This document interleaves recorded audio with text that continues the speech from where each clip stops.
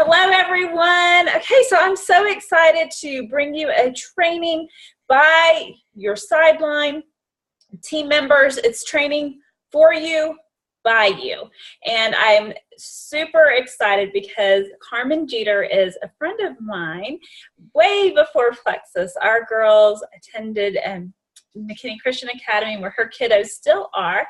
And that's where Carmen and I met. And Carmen joined me in Plexus, and I'm so grateful she did. It's so fun to do this with friends, and to see her grow the way she has been just a joy and a treat. And I know she has quite a short story to share with everyone. So I'm going to turn it over to Carmen, and she is going to not only share her journey, share some tips, and maybe even share some things she's learned along the way. So Carmen, thanks so much for agreeing to be brave and do this, because I know it's never easy to train your peers. So take it away. Okay. Hi, everyone.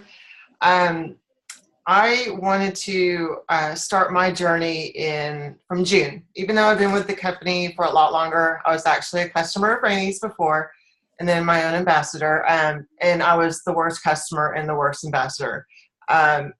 I wasn't consistent with anything. So I'm going to start my journey in June, which is kind of when I drew my line in the sand and said, I'm tired of being sick. I'm tired of suffering. I'm just had a slew of issues. So I knew the products could work, and I knew I could grow the business. So my energy was non-existent. I relied on caffeine, a lot of caffeine to get me through the day. 2 tumblers of coffee, Red Bull, Monster, whatever. My diet was awful. I wasn't feeding my body properly. I wasn't sleeping through the night. I had horrible GI issues. And I also had just debilitating uneasiness and apprehension. And I knew I had to do something. So I started with Trifecta. I did Boost, X Factor, Mega X, and Block. I started with everything. So in 4.5 months, I was able to drop 32 pounds at my goal weight. And I don't crave caffeine anymore. My diet has improved. It's actually something I'm very excited about now. Eating clean. I'm enjoying my workout program. My sleep's amazing. My gut health, I've stopped having those anxious moments, and my GI issues are all taken care of. So I'm very regular. Sorry to TMI. So now 4.5 months after hitting my goal, I'm still at my goal weight. I haven't gained anything back. I'm continuing to learn.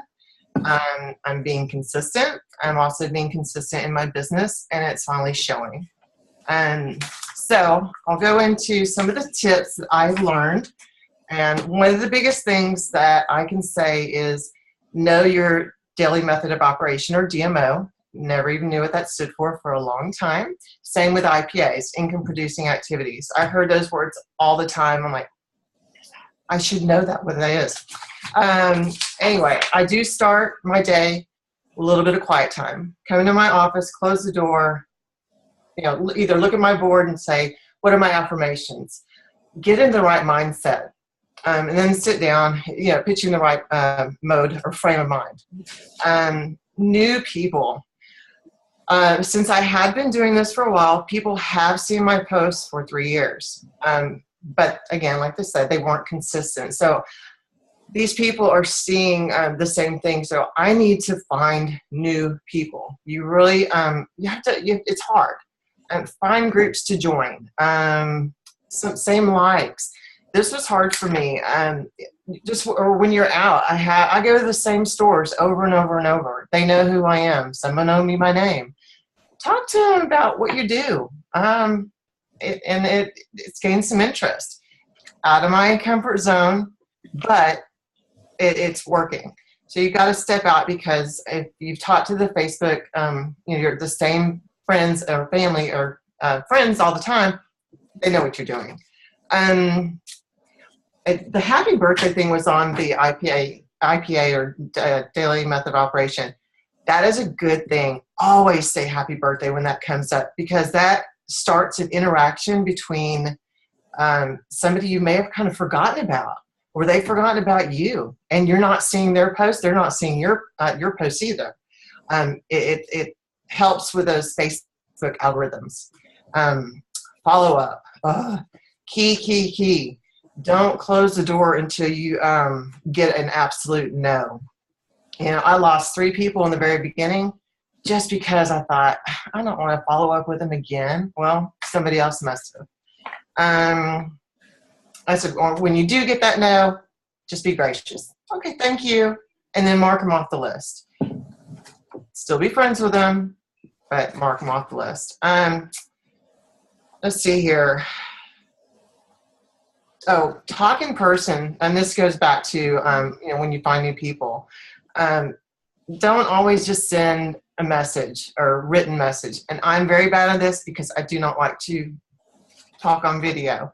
But setting up a meeting and talking one-on-one, either FaceTime, really truly makes a difference. And this goes also with when you do messages to people, really doing those sound bites or your voice instead of just typing a message.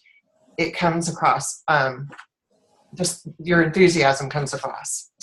Wear your swag. I've had a lot of people, I try to wear my stuff when I do work out. People see it. They may not ask about it. They may. Handwrite thank yous, just to everybody, your customers, your ambassadors. If you can give them something, you know, to yeah, if money permits, send them something more. But always send a thank you or something written. And goals. Make sure to write down your goals. And this was something that was brought up in one of my trainings. It's selling to the personality type. I didn't even know what personality I was. And it's not that they have to fall exactly into one of these categories, but you can find it all over YouTube, Google, whatever. Just look up 4 personality types. The main ones are yellow, green, blue, and red. So yellow, you have your nursing friends, your teaching friends, social work. These are ones that love to help people. Don't try to talk to them about money or how much fun this is. They really don't like to be sold to. They just like to know how it may help them and how they can help people. With green, these are your facts and figures person. Go straight out with maybe the compensation plan. Don't rush them and just give them the information, and they'll come back to you for your questions. Blue, these are the salespeople. These are the ones that love to do public speaking, fun, party, travel. We have that. Talk to them about what you get to do, the people you get to meet. I have so many friends now that I've never even met in person that I just feel they're friends. I can't wait to convention to actually meet these people. So talk to them about that. You get to go here, you get to go there, you have the chance to win this. There's the one that like to socialize. So sell to that. And the last one is your leadership types. These are, oh, you know what? I messed up red and green. Red is actually the people who are motivated by money. So emphasize the comp plan, that you'll be in charge of a team. They like the leadership role. So I don't know exactly. Green, well, they're the engineers, accountants. So I did say comp program. So I guess they're kind of the same. Sorry. So try to sell to these colors because it really does help, because if you try to sell something different to a person who is not really, they're not going to listen to what you have to say. This is a brand new one that I've just started, and honestly, I have not finished. There, I believe, are 6 challenges or 6 days, and it's called Branding Yourself. And it is under Destination Diamond. I can park it under Team All In as well if you want to, Rainey. Sure. But it's branding yourself. So what I've done, or what I've seen, you know, back in the day when Candida wasn't, you know, a no-no, there was the gal who, she was all about the fungus, and she branded herself that way. And, you know, she knew so much about it. And I thought, oh, that's so interesting. And I'd read up on, or you've got the fun gal, you know, she's always doing Snapchat. Somehow she always incorporates Plexus into it. You know, she's got her kids on the side. Look, I can do this with my kids. They're branding themselves. And what I've tried to do myself is, now that I've really got into my health and got into my wellness and got into my fitness, I call it the trifecta.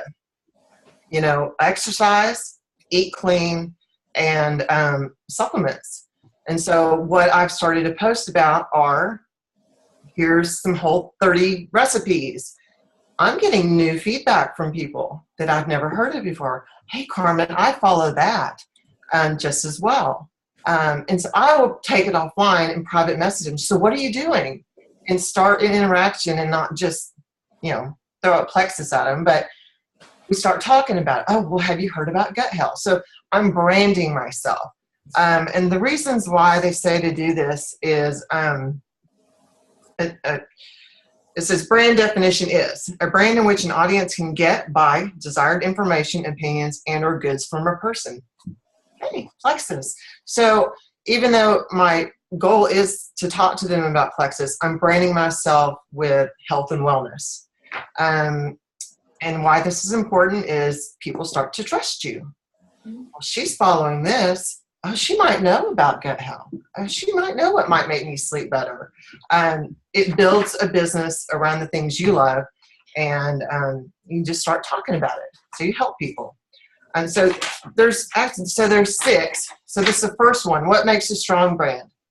Themes, visuals, and opinions. Well, my theme, I mean, pretty much, I guess, anybody's theme could be health and wellness.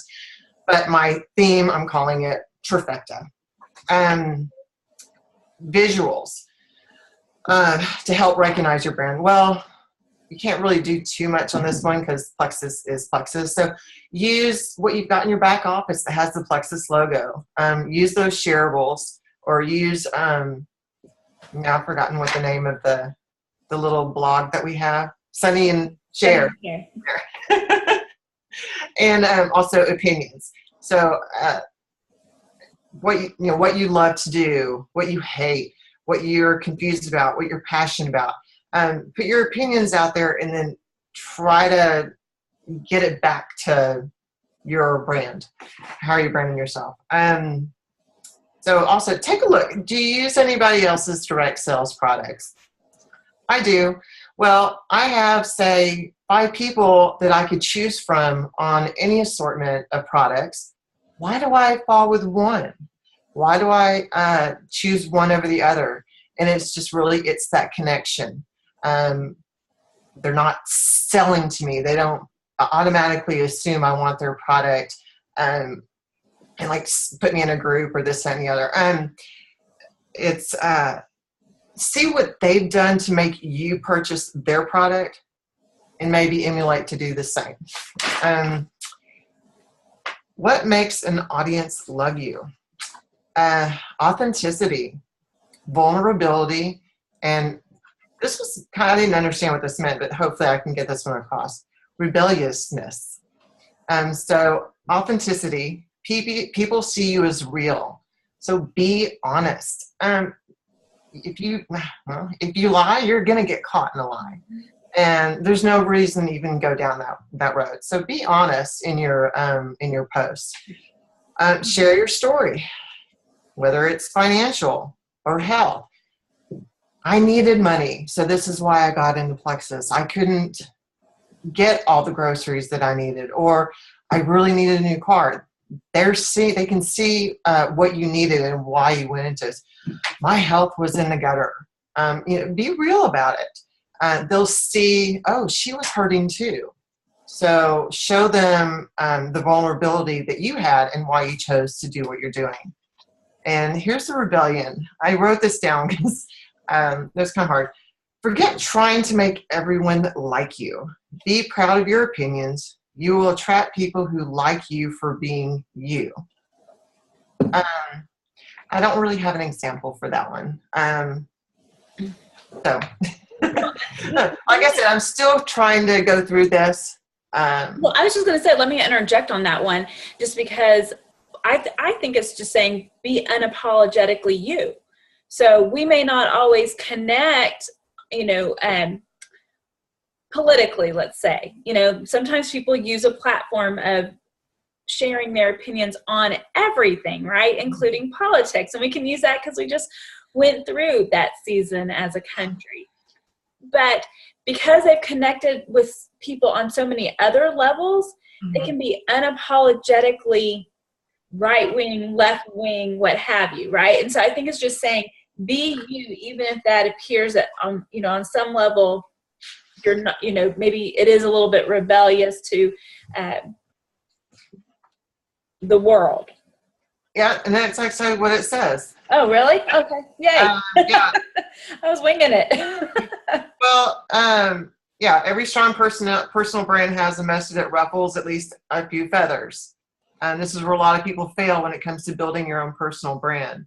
They try to please everyone, and you can't, and make everyone happy. So just believe in what you believe in, even though some people may think you're being a rebel.